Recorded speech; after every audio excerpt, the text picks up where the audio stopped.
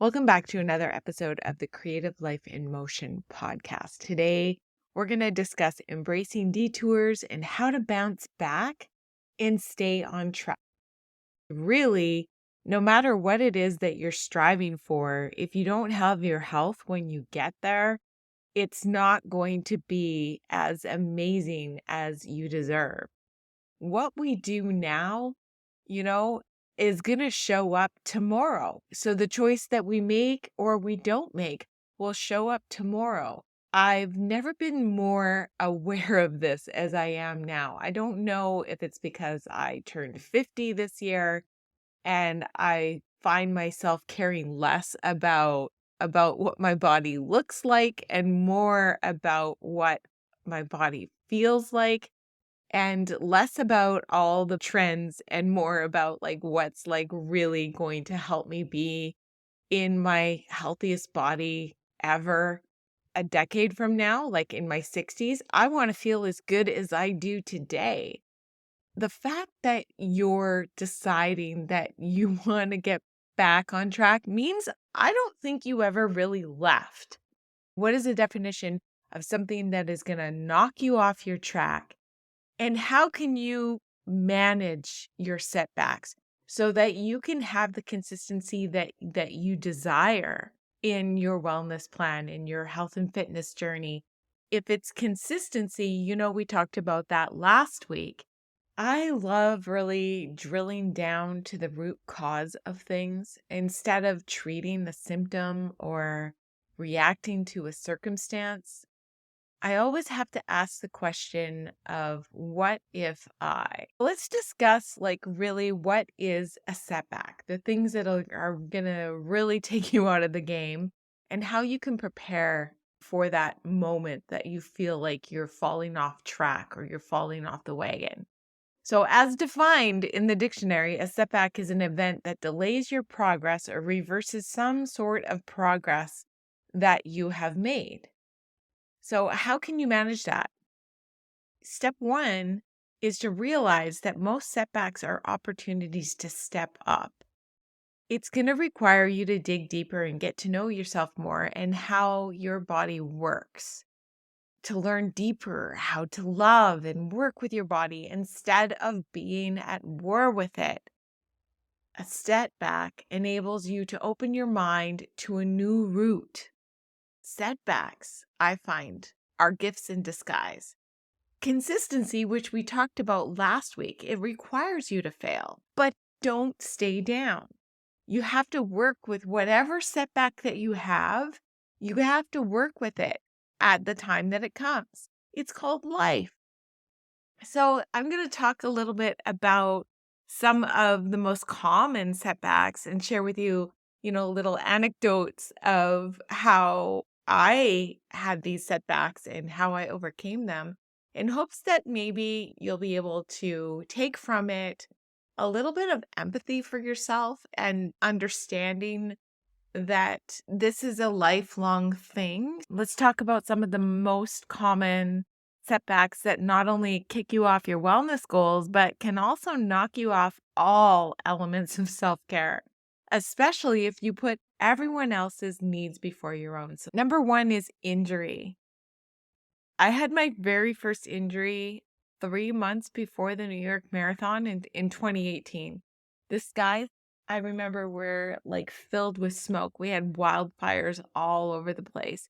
And so there was so much smoke that it was actually dangerous for my lungs to breathe in particulate and run outside. So I thought, okay, well, I can overcome this. And I was in the phase of training where the runs were quite long. So I ended up going to the gym where the air was clean inside, and I ran for 2 hours on the treadmill. But turns out that that's a really good way to blow up a hip flexor, especially since I hadn't run on the treadmill for years. I'm like an outdoor person. So there was no way I was going to pull out of the marathon. We had invested a good amount of money. It was like the New York Marathon. We bought a package from Dream Travel, and it was like an experience package, and everything was included in it. Our hotel, our bus ride to the start line, our entry fees, everything was all in a package deal. And, it's basically for my husband and I, it was like a trip of a lifetime, right? I was determined. I was watching so many videos and stuff about the New York City Marathon, and I saw you get this cape, this beautiful blue cape with fleece inside at the finish line, and you get a medal, of course. And they put this cape around you because you've been sweating so that you don't get cold. And I was just like, it had in my mindset, I was visualizing getting this cape and the medal. And I'm like, I'm not leaving New York City without my cape and medal. So for the first time in my life, I went to go see a physiotherapist because I have to find a way to get to that finish line. And I learned so much from that physiotherapy. I learned how to be kind to myself as I get older. And at this point, I was only 45. I felt like my health might be keeping me 30 a little bit longer. Like I was pretty naive about, you know, i- it's not going to happen to me. I'm healthy, I'm fit, I'm working out all the time. Muscular atrophy won't happen to me, but it doesn't discriminate. You can slow it down, but it does not discriminate. So we came up with a training plan and a race plan that got me across the finish line pain-free, and it worked. I had to swallow a little bit of my ego and a little bit of my pride, so that meant I wasn't running the whole marathon. We came up with a plan that meant that I could jog for 3 minutes, walk for 1 minute. I knew what time goal would be realistic. I just wanted to be upright, smiling, and pain-free, and I did it. Now, in hindsight, I didn't know at the time I was also anemic. It might have contributed to the injury, but I really don't have any evidence. I'm just kind of thinking on the fly there. Maybe it did. I could have just said, no, not for me. Maybe I can get a refund, or maybe I can get a partial refund. This is too hard. I'm not going to be able to do it. If I can't run the whole thing, I'm not going to bother. I'll look like a fool if I'm not running the marathon where everybody else is running. And you know what? That's not true. There's lots of walkers in marathons that actually walk faster than I jog. But an injury is a big thing that a lot of times can take you out of the game for a long time. But there are people out there that can actually help get you on your feet a lot faster. And there's still things that you can usually do. Let's move on to the next setback. This next one is really tough. Unfortunately, we experience this where there's life, there's death, and the death of a loved one is definitely going to set us back. And I think that there is opportunity to keep yourself moving and keep yourself in your fitness game for your mental health purposes, but to go easy on yourself physically to compensate for the extra stress. So 5 months before the New York Marathon, my dog Whiskey died. And it just like gutted me. And my 11-year-old routine that I had done every single day was shaken. My entire world was upside down. But the marathon training, it did keep me going. It kept me running, and I was eating relatively well. But I was not compensating for the grief. Was this a contribution to the injury? Possibly. I should have lightened my training load to compensate for the grief. I should have gone easier on myself. Excuses can actually set you back even more. So set yourself to stay on track for your mental health. It's not always for your physical body. When you have your exercise and wellness plan, and when you're in the mindset that this is the life plan, then it enables you to do it in a way that allows you the consistency that you need to feel the confidence. This next setback I have written down here, number 3, is when you have an increase of work or promotion. It's like, oh man, I'm too busy. I'll get back to my plan when things slow down. And this is actually usually the number one reason why people actually quit their wellness plans altogether. Let me just give it to you straight. There will never be more time. I'll do it when I have time is a lie. You have to always make the time. I've fluctuated personally in my work hours over the years. And right now, at this point, when I'm recording this, I have a more flexible schedule than I've ever had. But I'd argue that that's actually harder. Working outside the home gave me less time to be wasteful with. It's systems that make things doable throughout any fluctuations. Once you have the systems in place, all you need to do is insert a time block for self-care. That's it.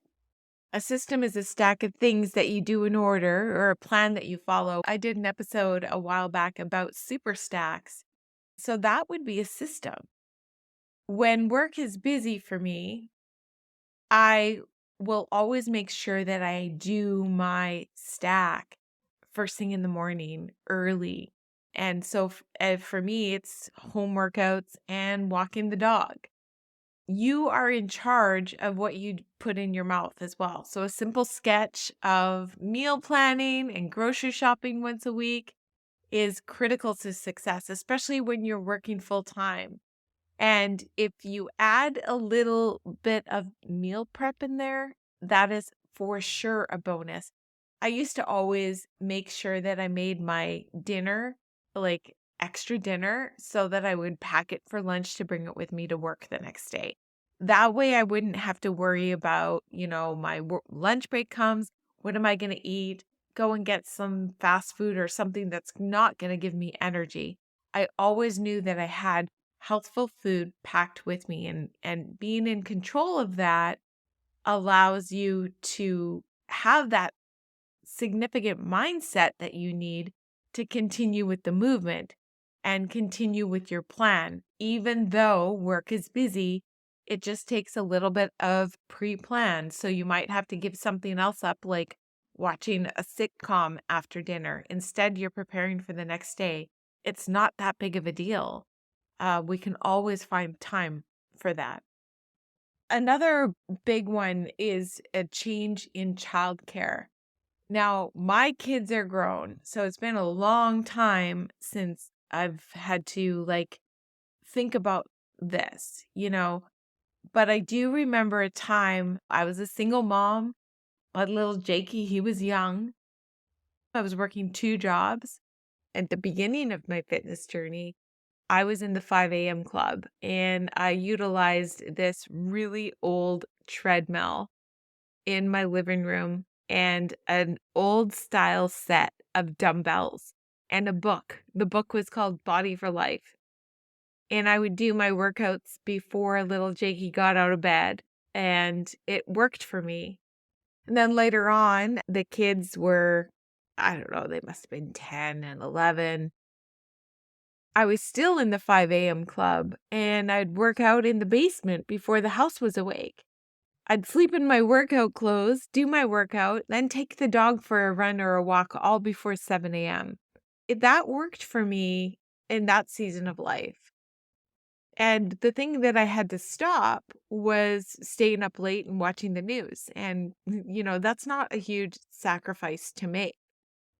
At the time, I was working full time. And if I didn't make that schedule for myself, nobody else was going to do it for me. And I found that I would show up to work and I would feel amazing. I had already not let myself fall off my to-do list. And that in and of itself is so good for mental health. Another setback that I've heard before is accountability buddy quits on you or the gym closes. Oh, well, that happened in the pandemic, right? We no longer could get together with all our friends.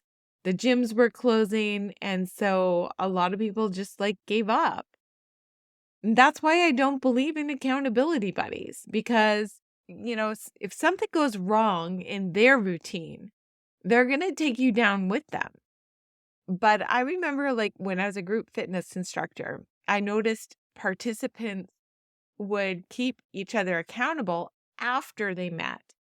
See, they had already found the type of workout and atmosphere that they liked that would keep them consistent. So they're coming to the class whether their buddies are there or not, but then they make friends when they're there. And I think that that's the better way to, have that built-in accountability team is that you like what you're doing regardless. You're not getting convinced that you need to be there. So my advice is always to protect yourself from what happens if my accountability buddy quits or my gym closes plan before it even happens. Empower yourself, fall in love with your own process and routine. One of the biggest setbacks out there, I think, is weight gain, right? Suddenly, you start gaining weight and there's no explanation. Your clothes are tighter, you've been dieting, you've been doing all the things, and it's not just the scale. It's like that you're legit gaining weight. Well, it makes you feel like, I'm just going to go get the Ben and Jerry's and sit on the couch and eat because this isn't working. Okay, if you've been following along with me, you know that I believe that you will gain weight no matter what. When you lose weight and you get to the point where you're at your lowest weight, the next step is for your body to gain weight. It just happens. Maintenance is that delicate dance of how many pounds am I going to let myself gain before I try something different to pull the reins in. I want you to empower yourself with knowledge about this beautiful envelope of your soul that you are in. We're made up of so many moving parts and cells that continue to thrive on good energy. So talk to yourself the way you would talk to your plants when you water them. Nurture yourself and dive deep into self-study. You are the same person, 20 pounds heavier or lighter. The management from all angles is this: discover more about your body. It might be lack of sleep. It could be that you're working too hard. It could be that you need to eat more calories to lose more weight. It really takes the art of self-study to identify why your body wants to hold on to weight. And sometimes it just might be because that's what it's doing to make you safe. Understand your needs in the season that you're in. And I want you to think about your setbacks as stepovers. Once you navigate through a setback without quitting everything, including your mindset, including looking at yourself in the mirror and giving yourself empathy for not staying perfectly on track, you've conquered what many can't. Dive into your self-awareness. Create your personal systems and habits. I truly believe that the pathway to loving yourself and loving your body between the ups and downs of weight loss, because there's going to be ups and downs. Learning to love your body starts with actually doing the things that convince your body that you like it. There's lots of voices that go on our head that say otherwise. And, your body is listening. And so if you're not being kind to it, it's not going to feel safe. And I know that might sound a little woo, but it's true. And here I am rhyming, so it's about time that we probably wrap up. Thank you for spending this time with me for our little chit chat. And I want you to remember that whatever detour you feel like you're in, you are on track. So stop thinking about how to bounce back and how to stay on track and realize that you are on it. And the fact that you are listening to this, it's pure indication that you never fell off it. So give yourself a little bit of empathy. Thank you for hanging out with me. And if you'd like to help the show, please leave me a 5-star review. It helps more people find us and join us in this community of people just like you and I, just hanging out and talking about stuff that's on our minds. I'll put all the links to the sponsors in the show, which are products that I have that are available to work deeper with me. Those will all be in the show notes. And I look forward to our next time together. Thank you for listening. Bye for now.